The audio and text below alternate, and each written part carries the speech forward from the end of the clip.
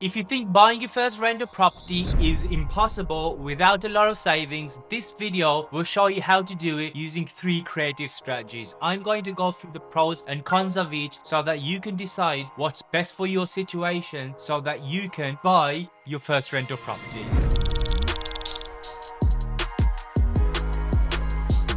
So one of the biggest myths when it comes to property investing is that you need a lot of money to get started and to buy these properties. And don't get me wrong, no one's going to give you a house for free, but the reality is it doesn't have to be your money, right? And this is a concept that is quite alien unless you get into the property space. And because we've always been taught, to buy property, you need to put your own money in. But there's so many other creative ways how you can get started in property. And that's essentially what I want to talk about. And these strategies, they basically involve obviously the knowledge, which I'm going to go through, but also thinking outside the box. And the best example I give property investing and needing money is similar to kind of stuff that we taught at school, that in order to be successful you have to have a good job, you have to become a doctor or an accountant, a pharmacist, and so on. So all these things are just limiting beliefs and a lack of knowledge. So let's go through it. I'm going to go through the 3 strategies that you can get started in property. Just before I get started though, if you follow me long enough, I always believe that one of the best ways or the best blueprints to get started in property or invest in property is where you focus on increasing your income. In my case, I use deal sourcing to do that, and it doesn't have to be property related. You can have a good paying career, a job, and so on. But basically increase your active income, because once you increase your active income, you can then invest more into property. But the thing with these increasing your active income activities is that it requires a lot of time. Unfortunately, some people, they just want to get into property, but they haven't got the time. And this is where thinking outside a box becomes more important. So the very first way you can get started in property without putting any of your own money in is through a joint venture. And a joint venture is exactly what it means, right? You're joining together to start a partnership or to start a business, or in this case,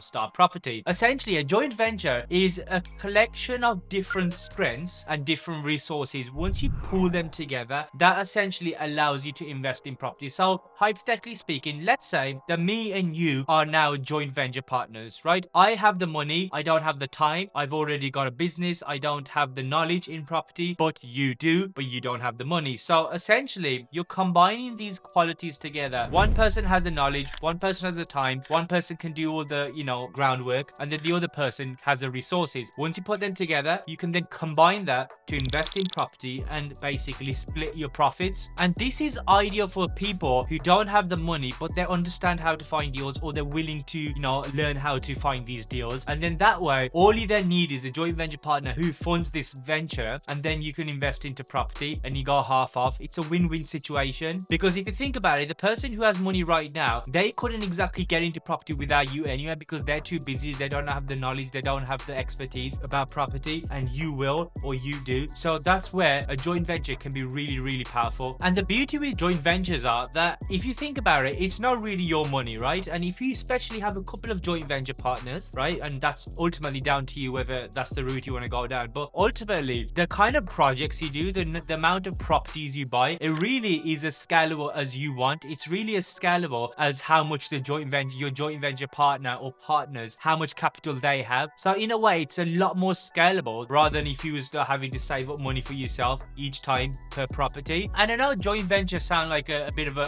corporate name, but if you look at businesses as well, businesses tend to do joint ventures or collaborations all the time, right? You see so many brands, they're merging together. One perfect example just come top of my head: Uber Eats and McDonald's, right? There, it's essentially like a joint venture partnership where Uber knows how to deliver, Uber has all the systems in places, McDonald's has the food. They combine together as a joint venture, and they're able to increase both their businesses by offering McDonald's food directly to people's doorstep, right? I know it's a bit of a silly example, but hopefully you understand now that once you start noticing that, yeah, it might be called a joint venture, but businesses and companies and people are doing this all the time. So it's not like an alien concept, right? That's how you can apply this in property as well. Now, the pros are quite obvious, right? Like you're limiting your risk. You don't have to put any of your capital in if that's the agreement. But so let's talk about the downsides as well. The downside is that ultimately you are getting into partnership with people that you may or may not know long enough. And on top of trust, there needs to also be transparency from both sides. But the main thing that I see where the difference between a successful joint venture partnership and an unsuccessful one is the misalignment of goals. So, and what I mean by misalignment of goals is that maybe you're doing property for the cash flow. However, maybe your joint venture partner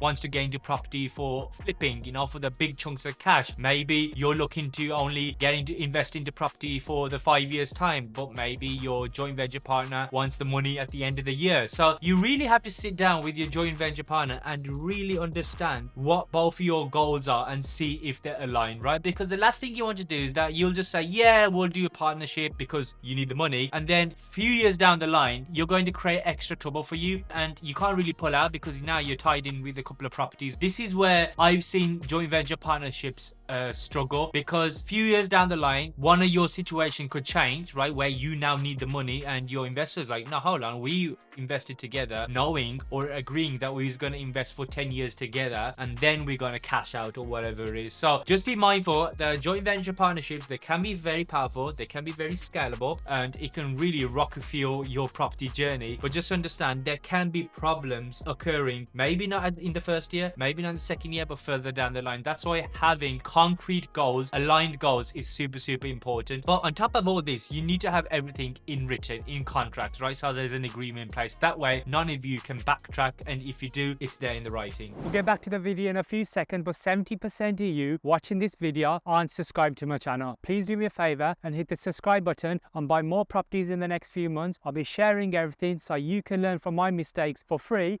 Anyways, back to the video. The second option, which is quite similar to a joint venture partnership, but I'd say you probably have slightly more control. Because with joint venture partnership, ultimately you're like a split partner, right? 50-50, 60-40, depending on what the agreement is. But the second option, which is raising external finance or like raise money from an angel investor, this is where it's very similar in the sense that you have someone who's funding your property, but rather than becoming partners or shareholders, equal shareholders or whatever it is, you're just paying them an interest. So let's say you've got a property deal, right, and you have someone as an investor who's got £200,000. You borrow that £200,000, and then at the end of it, every year you give them a 6%, 8%, 10% return on investment on the as an interest on the loan that they've given. And that way you have full ownership of the property and you're basically just paying them an interest. And this is obviously powerful because of course this is also now it becomes a lot scalable process, but you have more control, right, because you still have complete ownership and you still get to reap the rewards of the property by yourself in the future as well, the cash flow and the appreciation. And then there's basically no thinking, oh, what happens in 5 years time when we want to sell property? You don't have to worry about any of that. Your only focus is how do I pay back the investor with the interest on top. And the thing with raising investor finance is that if you think about it, you've now got like this pot of money that you're continuing to use and invest into property, and that way you also build your track record, right? So if you do a couple of these deals, then there's other investors who want a piece of the pie, because that way they know you're credible, they know you've got a track record, they know you've paid back investors. So that way it becomes easier and easier as you start doing these things, whether it's joint venture partnership or raising external finance. They're hard at the start, but they become easier and easier because or you've got more experience. And what I've seen from people who have successfully raised external finance from angel investors or whatever, even if it's with friends or family, basically people who have money, what I've noticed is that you only really need one or maybe two investors who can really fuel your growth. Because what happens is, now imagine if you've given someone your money, right? You've given someone, let's say £10,000, and that person has returned that money in a timely manner on top of the interest that you agreed, right? But you really not doing anything except for giving your money. It's more likely that you're going to come back and say, I want to do this again, I want to do this again, this is easy, I want to do this again. And that's why raising external finance can be a great way to rinse and repeat, because that investor is going to hopefully keep coming back to you and again. And it could be that they start recommending you to other investors as well. So word of mouth spreads around very quickly. But of course, when you borrow money from anyone, whether it's your mom, your family member, your friend, and especially an angel investor or anyone, basically, there's a pressure, there's a pressure to deliver the results, right? If you're a good human being, you're gonna basically try to look after the money more than you'd look after your own money. And sometimes things can go wrong in property, right? And that's one of the drawbacks. So things can go wrong, you can go over budget, you probably promised to pay them after 12 months and the project has unfortunately gone over time. Maybe the project has gone over budget. And so now maybe you need more investor finance. So there's many, things that can happen wrong. But a lot of these can be really solved by number one, having contracts in place, having agreements in place, sit down and understand what their goals are and be transparent. Tell them what could go wrong in this property journey. Communication is key, guys. Investors, of course, they want their money back. Of course, they want to make money. But if you keep in constant communication with the investor, be completely transparent, they're more likely to not be nervous and shit their pants. Just be mindful as well. There are certain types of people, right? Some kind of investors, they don't really care. They don't really want to get involved in the day-to-day of that because they're busy. They don't really care as long as they get the money. That kind of investor is what you would say ideally are the kind of investors that you want. But then there's some investors that sometimes they can try and be a bit more controlling, right? They probably want to have more updates than you'd probably like. Maybe, they start, butting in and basically think and start taking over the project. So just bear in mind that when you do take on an investor, just understand your roles and responsibilities, who's involved in what, and how much involvement your investor will have. As long as you have these things in clear, then you'll have a better, smoother, experience with your investor. So the first two options were primarily where you're pooling together resources with someone else, or where you basically partner up with someone, right? Whether it's a joint venture partner, whether you partner up with an investor. The third option is actually quite where you're actually doing this yourself and you're actually not purchasing the property, but you're leasing it. So option number 3 is a lease option agreement. Now, when I first heard of lease option agreements, I thought it was total bullshit. I was like, who the hell would want to do this? So just to explain what a lease option agreement is, you essentially agree to rent a property out with a landlord, right? And in the meantime, you pay them the monthly rent, but you have the option to purchase the property at a later date. Like when I'm talking late date, mate, usually it's 5 years, 10 years time, or whatever it is. So that way you get to control the property straight away. You can start making money from the property from day one because you're now renting it out. And then as a result, you get to try before you buy. And then after a certain time period, you have the option to purchase that property. And the reason why this is so powerful is because, as I've just said, you get to try the property out because you don't know if the property is a good investment or not. This way you get to try before you buy. You have minimal, capital upfront invested. Usually you'll have to pay like I don't know, 3 months deposit or a 6 months deposit, whatever you agree. But the point is there's very minimal savings or money required to get into that property. You can then, what most people do is they'll rent a property out, one property, and then they'll either split the property into separate rooms and then charge individually like a HMO, or instead of putting the property out on a buy-to-let as a single tenancy, they let it out as a service accommodation where they're able to charge on a nightly rate. As a result, they can make a lot more money. So you increase the value, you increase the income of that property, and then you basically keep the difference, you keep the margin. Just like me, I'm sure a lot of you are thinking, oh, but who the hell would want to give a property out to me like that? But you got to understand that these lease option agreement properties, they're not going to be like perfectly, conditioned properties. Generally speaking, it's those kind of properties where the landlord is basically a motivated seller. They kind of tired of property. Maybe they don't want to invest in property anymore. Maybe they can't be bothered to look after the property, to run the property. So this is where you really need to understand the landlord's problems and see if you can, solve them. That's all it is about. Of course, it takes negotiation and stuff like that. But essentially, those are your best bets when it comes to finding lease option agreements. And if you think about it, if you've got like less than £10,000 and you want to get into property, this way, it's an easy way where you could still start generating income from day one, but you also have the flexibility. And remember, you don't have to purchase the property. You have an option to purchase it. And that's the most important bit, because if the property doesn't work out, let's say it's not making any money, you can walk away, simple. But one of the main ways where you can profit in a lease option agreement is, so let's say today you've managed to agree a property, right, with a landlord. Right now the property is worth £100,000, and in 5 years time you've opted or you've agreed to purchase the property at say £120,000. So in 5 years time, what you're basically saying is that I'm going to pay you £20,000 for the five-year appreciation. But it could be, or most likely, that the property will increase a lot more than £20,000 in 5 years time. So you get to not just benefit from the rent, you also get to benefit potentially by the property price increasing as well. What I've seen some people do is the money they make from rent in the first few years, they use that towards the purchase of the property as well. So when you go to purchase a property in